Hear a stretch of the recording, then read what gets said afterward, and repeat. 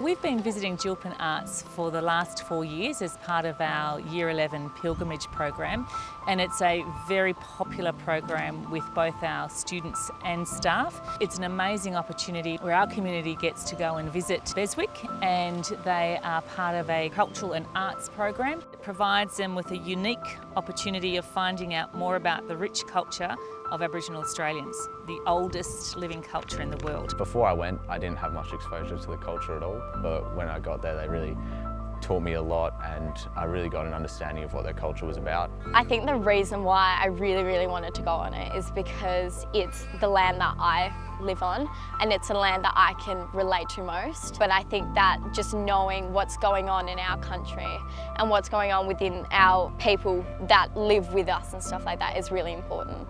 Learning about their background and how important the land is to them and about how important relationships are. It's not so much about material items, it's more about the connection between everyone. It's amazing.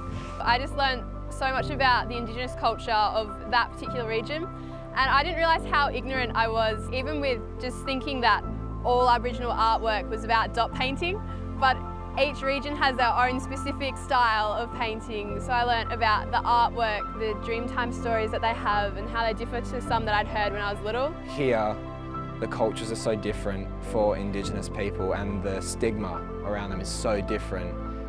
And taking a different perspective on them, living with them for 5 days in that community and learning about them was super beneficial to the way that I would look at other people, especially if they're completely different to me, and the way that their cultures work.